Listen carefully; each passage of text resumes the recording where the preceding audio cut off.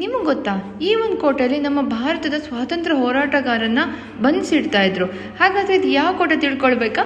ಪೂರ್ತಿ ವಿಡಿಯೋ ನೋಡಿ. ಹಾಯ್ ಎಲ್ರಿಗೂ, ನಾನು ನಿಮ್ಮ ಟೆಕ್ನೋ ಕನ್ನಡತಿ ಆ್ಯಂಡ್ ನೀವುಗಳ ನನ್ನ ಆಸ್ತಿ ಅಂತ ಹೇಳ್ತಾ ಇವತ್ತಿನ ವಿಡಿಯೋನ ಸ್ಟಾರ್ಟ್ ಮಾಡೋಣ. ಬನ್ನಿ, ಇವತ್ತು ನಾನು ಒಂದು ಕೋಟೆಗೆ ಹೋಗಿದ್ದೆ. ಕೋಟೆ ಹೆಸರು ಬಂದು ಲೋಹಗಢ್ ಫೋರ್ಟ್ ಅಂತ.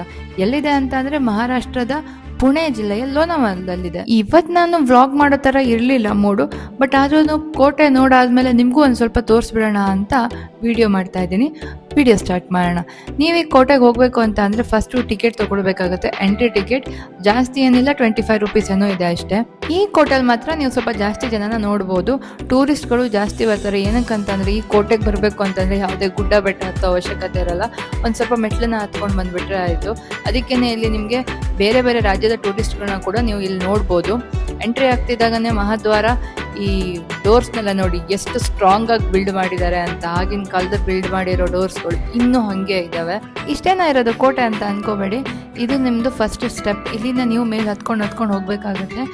ಮೇಲೆ ಹೋದಾಗೆ ನಿಮ್ಗೆ ಒಂದು ದೊಡ್ಡ ಮಹಾದ್ವಾರ ಸಿಗುತ್ತೆ. ಬನ್ನಿ ತೋರಿಸ್ತೀನಿ ಇವಾಗ. ಬಟ್ ಸೀರಿಯಸ್ ಆಗಿ ಹೇಳ್ತೀನಿ, ಹೆಂಗೆ ಮೇಂಟೈನ್ ಮಾಡಿದ್ದಾರೆ ಅಂದರೆ ಎಷ್ಟು ಕ್ಲೀನಾಗಿ ಎಷ್ಟು ಪರ್ಫೆಕ್ಟಾಗಿ ಮೇಂಟೈನ್ ಮಾಡ್ತಾರೆ ಇಲ್ಲಿ ಕೋಟೆಗಳನ್ನು ಅಂದರೆ ನೋಡೋಕ್ಕೆ ಖುಷಿ ಆಗುತ್ತೆ. ಇಷ್ಟು ಜನ ಟೂರಿಸ್ಟ್ ಬಂದರು, ನೀವು ಕಸ ಕಾಣಿಸೋದು ಕಷ್ಟ. ಇನ್ ಕೇಸ್ ನಿಮ್ಗೆ ಅದು ಕಾಣಿಸಿದ್ರು ಲೋಕಲೈಟ್ಸಿಂದ ಆಗಿರಲ್ಲ, ಹೊರಗಡೆಯಿಂದ ಬಂದಿರೋ ಟೂರಿಸ್ಟ್ಗಳೇ ಬಿಸಾಕಿರ್ತಾರೆ. ನಾನು ಟೂರಿಸ್ಟ್ಗಳಿಗೊಂದು ರಿಕ್ವೆಸ್ಟ್ ಮಾಡ್ತೀನಿ, ಏನು ಅಂತಂದರೆ ನೀವು ಯಾವುದೇ ಪ್ಲೇಸಿಗೆ ಹೋಗಿ ಅಲ್ಲಿ ಕಸ ಬಿಸಾಕೋದಾಗಿರಲಿ ಅಥವಾ ಏನಾದರೂ ಬರೆಯೋದಾಗಿರಲಿ, ಮಾನ್ಯುಮೆಂಟ್ಸ್ನ ಹಾಳು ಮಾಡೋದಾಗಿರಲಿ, ಯಾವುದೇ ಕಾರಣಕ್ಕೂ ಮಾಡಬೇಡಿ. ಹೋಗಿ ನೋಡ್ಕೊಳ್ಳಿ, ಒಂದೆರಡು ಫೋಟೋ ತಗೊಳ್ಳಿ, ಖುಷಿಯಾಗಿ ವಾಪಸ್ ಬನ್ನಿ. ಇವಾಗ ನೀವೇನು ನೋಡ್ತಿದ್ದೀರಲ್ವ, ಇದು ಬಂದು ಮೇನ್ ಡೋರು. ನೀವು ಗೂಗಲಲ್ಲಿ ಅಥವಾ ಎಲ್ಲೇನೂ ಲೋಹಗಢ್ ಅಂತ ಸರ್ಚ್ ಮಾಡಿದಾಗ ನಿಮಗೆ ತೋರಿಸುವಂಥದ್ದು ಇದೇ ಡೋರಿನ ಫೋಟೋ. ಈಗ ನಾವು ಕೆಳಗಡೆ ಒಂದು ಡೋರ್ನ ಪಾಸ್ ಆಗಿ ಇವಾಗ ಸೆಕೆಂಡ್ ಡೋರ್ನು ಪಾಸ್ ಆಗಿ ಮೇಲ್ಗಡೆ ಹೋಗ್ತಾ ಇದ್ದೀವಿ. ಬನ್ನಿ ಹೋಗೋಣ, ಮೇಲ್ಗಡೆ ಏನಿದೆ ಅಂತ ನೋಡೋಣ. ಮಳೆಗಾಲದಲ್ಲಿ ಈ ಮೆಟ್ಲ ಮೇಲೆಲ್ಲ ಫುಲ್ ನೀರು ಇಳ್ಕೊಂಡು ಬರ್ತಾ ಇರುತ್ತೆ, ನೋಡೋಕೆ ಮಸ್ತಾಗಿರುತ್ತೆ. ಬಟ್ ಇವಾಗ ಮಳೆ ಕಡಿಮೆ ಇರೋದ್ರಿಂದ ಸ್ವಲ್ಪ ನೀರು ಬರ್ತಾ ಇದೆ. ಇವಾಗ ಇಲ್ಲಿ ನೀವೇನು ನೋಡ್ತಿದ್ದೀರಲ್ವ, ಚಿಕ್ಕ ಗುಹೆ ಥರ ಕಾಣಿಸ್ತಿದೆ. ಅದು ಧಾನ್ಯಗಳನ್ನು ಸ್ಟೋರ್ ಮಾಡಲಿಕ್ಕೆ ಇದ್ದಂತಹ ಜಾಗ. ಇಲ್ಲಿ ಬರೆದಿದ್ದಾರೆ ಕೂಡ, ನೀವು ಓದ್ಕೋಬೋದು. ಈ ಒಂದು ಚಿಕ್ಕ 2 ಗುಹೆ ಒಳಗಡೆ ಅವಾಗಿನ ಧಾನ್ಯಗಳನ್ನೆಲ್ಲ ಸ್ಟೋರ್ ಮಾಡ್ತಾ ಇದ್ರು ರಾಜರ ಕಾಲದಲ್ಲಿ. ಬನ್ನಿ ಇವಾಗ ಮತ್ತು ಮೇಲ್ಗಡೆ ಹತ್ಕೊಂಡು ಹೋಗೋಣ. ಇಲ್ಲಿ ತನಕ ನಾವು ಕೆಳಗಡೆಯಿಂದ ಇಲ್ಲಿ ಹೀಗೆ ಬಂದು ಅಲ್ಲಿ ತೋರಿಸಿದೆಲ್ಲ ಧಾನ್ಯ ಸ್ಟೋರ್ ಮಾಡೋ ಜಾಗ, ಅಲ್ಲಿಂದ ಬಂದ್ವಿ. ಈಗ ನಾವೀಗ ಇನ್ನೂ ಮೇಲ್ಗಡೆ ಹತ್ಕೊಂಡು ಹೋಗಬೇಕು. ಈಗ ನಿಮಗೆ ಇಲ್ಲಿ ಇನ್ನೊಂದು ಮಹಾದ್ವಾರ ಸಿಗುತ್ತೆ. ಇದು ತುಂಬಾ ಇಂಪಾರ್ಟೆಂಟ್ ಡೋರು ಈ ಕೋಟೆಗೆ. ತುಂಬಾ ಸ್ಟ್ರಾಂಗ್ ಆಗಿ ಬಿಲ್ಡ್ ಮಾಡಿದ್ದಾರೆ ಕೂಡ. ನೋಡಿ, ನಾವೇನಾದರೂ ಬಾಗ್ಲು ಅಥವಾ ಏನೋ ಒಂದು ತೊಗೊಂಡ್ರೆ ನಮ್ಗೊಂದು 10 ವರ್ಷ ಗ್ಯಾರಂಟಿ, 12 ವರ್ಷ ಗ್ಯಾರಂಟಿ ಅಂತ ಕೊಡ್ತಾರೆ. ಅದು ನಾವು ಎಷ್ಟೋ ಸಾವಿರ ಕೊಡ್ತೀವಿ. ಇದು ನೋಡಿ, 100 ವರ್ಷ ಹಿಂದೆ ಬಿಲ್ಡ್ ಮಾಡಿರುವಂಥ ಬಾಗ್ಲು ಈಗಲೂ ಎಷ್ಟು ಸ್ಟ್ರಾಂಗ್ ಆಗಿದೆ ಅಂತ. ಈ ಕೋಟೆ ಬಗ್ಗೆ ನೀವು ಮೇನ್ ಆಗಿ ತಿಳ್ಕೊಳ್ಬೇಕಾಗಿರುವಂಥ ಒಂದು ವಿಷಯನ ನಾನು ನಿಮ್ಗೆ ಇನ್ನೂ ತನಕ ಹೇಳಿಲ್ಲ, ಇವಾಗ ಹೇಳ್ತೀನಿ ಕೇಳಿ. ಈ ಕೋಟೆನ ಯಾರು ಕಟ್ಟಿದ್ರು, ಯಾರು ಆಳಿದ್ರು ಅನ್ನುವಂಥದ್ದು. ಸುಮಾರು 11ನೇ ಶತಮಾನದಲ್ಲಿ ಯಾದವ ಡೈನೆಸ್ಟಿಯವರು ಈ ಕೋಟೆನ ಕಟ್ತಾರೆ.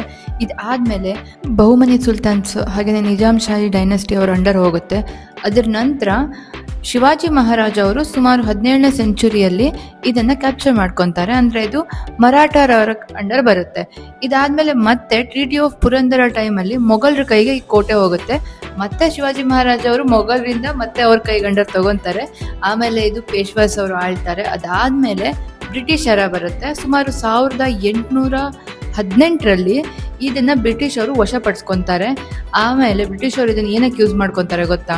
ಭಾರತದ ಸ್ವಾತಂತ್ರ್ಯ ಹೋರಾಟಗಾರರಿಗೆ ಕೂಡ ಹಾಕುವಂಥ ಜೈಲಾಗಿ ಯೂಸ್ ಮಾಡ್ಕೊತಾರೆ ಈ ಕೋಟೆನ. ಈಗ ಇದು ನಮ್ಮ ಗೌರ್ಮೆಂಟ್ ಅಂಡರ್ ಇದೆ. ಗೌರ್ಮೆಂಟ್ ಅವರು ತುಂಬ ನೀಟಾಗಿ ಮೇಂಟೈನ್ ಮಾಡ್ಕೊಂಡು ಹೋಗ್ತಿದ್ದಾರೆ. ಬನ್ನಿ ಕೋಟೆ ಒಳಗಡೆ ಏನೇನಿದೆ ಅನ್ನೋದನ್ನ ತೋರಿಸ್ತೀನಿ. ಈಗ ನೀವು ಇಲ್ಲಿ ಚಿಕ್ಕ ಗುಹೆ ಥರ ನೋಡ್ತಿದ್ದೀರಲ್ಲ, ಇದು ಗುಹೆ ಅಲ್ಲ, ಕುದುರೆಯನ್ನು ಕಟ್ಟಲಿಕ್ಕೆ ಯೂಸ್ ಮಾಡ್ತಿದ್ದಂತಹ ಜಾಗ ಆಗಿತ್ತು. ಅಂತ ಅಂದರೆ ಲಾಯ, ನಾವೇನು ದನಗಳನ್ನು ಕಟ್ಟಲಿಕ್ಕೆ ಕೊಟ್ಟಿಗೆ ಯೂಸ್ ಮಾಡ್ತೀವಿ ಅದೇ ಥರ. ಅಂದರೆ ನಿಮ್ಗೆ ಗೊತ್ತಿದೆ, ರಾಜರ ಕಾಲದಲ್ಲಿ ಕುದುರೆಗಳನ್ನೇ ಜಾಸ್ತಿ ಬಳಸ್ತಾ ಇದ್ರು ಅಂತ. ಸೊ ಅಲ್ಲಿ ಈ ಥರದ ಲಾಯಗಳನ್ನು ನೀವು ನೋಡ್ಬೋದು. ಇವಾಗ ನಾನು ನಿಮ್ಗೆ ಲಕ್ಷ್ಮೀ ಕೋಟಿ ತೋರಿಸ್ತೀನಿ ನೋಡಿ. ಇಲ್ಲಿದೆ, ಸಾರಿ ಇದಲ್ಲ, ಇದು ಲಕ್ಷ್ಮೀ ಕೋಟಿ ಅಂತ ಈ ಜಾಗದ ಹೆಸರು. ನನಗೆ ಫಸ್ಟ್ ಇದು ಏನು ಅಂತ ಗೊತ್ತಿರಲಿಲ್ಲ. ನಾನು ಮನೆಗೆ ಬಂದು ನನ್ನ ಫ್ರೆಂಡ್ಸಿಗೆ ಕಾಲ್ ಮಾಡಿ ಕೇಳಿದಾಗ ಅವ್ರು ಹೇಳಿದ್ರು, ಶಿವಾಜಿ ಮಹಾರಾಜ್ ಅವರು ಸೂರತ್ತನ್ನು ಲೂಟ್ ಮಾಡಿದಾಗ ಅಲ್ಲಿರುವಂಥ ಟ್ರೆಜರ್ಸನ್ನು ಇಡಲಿಕ್ಕೆ ಈ ಜಾಗನ ಯೂಸ್ ಮಾಡ್ಕೊತಿದ್ರು ಅಂತ. ಬಟ್ ನಾಟ್ ಶೋರ್ ಏನಕ್ಕೆ ಯೂಸ್ ಆಗ್ತಿತ್ತು ಅಂತ. ಒಂದಿಷ್ಟು ಜನ ಹೇಳ್ತಾರೆ ಸಂಪತ್ತನ್ನು ಇಡಲಿಕ್ಕೆ ಅಂತ, ಇನ್ನೊಂದಿಷ್ಟು ಜನ ಹೇಳ್ತಾರೆ ಈ ಫಂಕ್ಷನ್ಸ್ ಎಲ್ಲ ಆದಾಗ ಮಲಗಲಿಕ್ಕೆ ಅಥವಾ ಫಂಕ್ಷನ್ಸ್ನ ಮಾಡಲಿಕ್ಕೆ, ಅಕೊಮಡೇಷನ್ಗೆ ಅಂತ ಯೂಸ್ ಮಾಡ್ತಿದ್ರು ಅಂತ. ನನಗನ್ಸುತ್ತೆ ಅಕೊಮಡೇಷನ್ಗೋಸ್ಕರ ಈ ಥರ ಕತ್ಲಲ್ಲಿ ಯಾರು ಉಳಿತಾರೆ? ಅವ್ರದ್ದು ಅರಮನೆ ಇರುತ್ತೆ, ಅವೆಲ್ಲ ಇರುತ್ತಲ್ಲ, ಮೇ ಬಿ ಟ್ರೆಷರನ್ನು ಇಡೋಕ್ಕೆ ಅಂತಲೇ ಮಾಡಿರ್ಬೋದು. ಇಲ್ಲಿ ಒಳಗಡೆ ತುಂಬ ರೂಮ್ಸ್ ಇದ್ದಾವೆ. ಕತ್ಲೆ ಅಂದರೆ ಕತ್ಲೆ, ನಿಮ್ಗೆ ನೋಡ್ತಾ ಇರ್ಬೋದು ಎಷ್ಟು ಒಳಗಡೆ ನಾನು ಬಂದಿದ್ದೀನಿ ಅಂತ.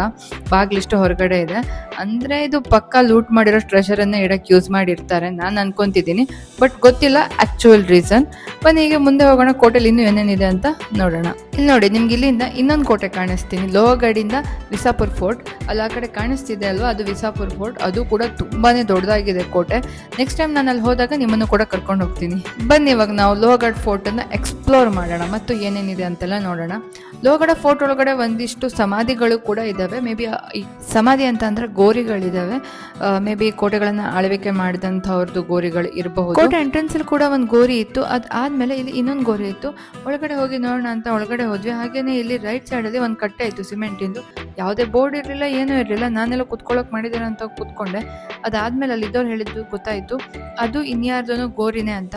ಪಟ್ಟಂತಲಿಂದ ಎದ್ದು ಓಡ್ ಬಂದೆ, ಏನಕ್ಕಂತಂದರೆ ದೀವಭೂತ ಹಿಡ್ಕೊಳ್ತಾ ಇದ್ರೆ ಸಾಕು ಅಂತ. ಬನ್ನಿ ಕೋಟೆಯಲ್ಲಿ ಇನ್ನೂ ಏನೇನಿದೆ ಅಂತ ನೋಡೋಣ. ಇದರಲ್ಲಿ ಬರೀ ಗೋರಿಗಳಷ್ಟೇ ಅಲ್ಲ, ಹಿಂದೂ ದೇವರ ಟೆಂಪಲ್ ಕೂಡ ಇದೆ. ಅದರಲ್ಲೂ ಮೇನ್ ಆಗಿ ಶಿವನ ಟೆಂಪಲ್ ಕೂಡ ಇದೆ, ಅದು ನಿಮ್ಗೆ ಮುಂದೆ ತೋರಿಸ್ತೀನಿ.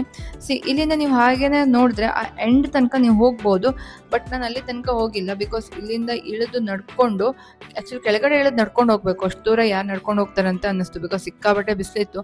ನಾನು ಹೋಗೋಕೆ ರೆಡಿ ಇದ್ದೆ, ಬಟ್ ನನ್ನ ಜೊತೆ ಬಂದು ಶುದ್ಧ ಸೋಂಬೇರಿಗಳು, ನಾವು ಬರೋದೇ ಇಲ್ಲ ಅಂತ ಅಂದರು. ಸೊ ನಾನು ಒಬ್ಬಳ ಹೋಗೋಕ್ಕಾಗಿಲ್ಲ ಅವ್ರನ್ನ ಬಿಟ್ಟು, ಅದಕ್ಕೆ ನಾನು ಅಲ್ಲೇ ನೋಡ್ಕೊಂಡು ವಾಪಸ್ ಬಂದೆ. ಇದಾದಮೇಲೆ ಈ ಕೋಟೆ ಇನ್ನೊಂದು ಇಂಪಾರ್ಟೆಂಟ್ ಥಿಂಗ್ ಏನು ಅಂತ ಅಂದರೆ, ಇಲ್ಲಿ ಕಾಣಿಸ್ತಾ ಇರುವಂಥ ಟ್ಯಾಂಕ್, ಇದು 16 ಸೈಡೆಡ್ ಟ್ಯಾಂಕ್. ಇದಕ್ಕೆ 16 ಸೈಡ್ ಇದೆ ಅಂತೆ.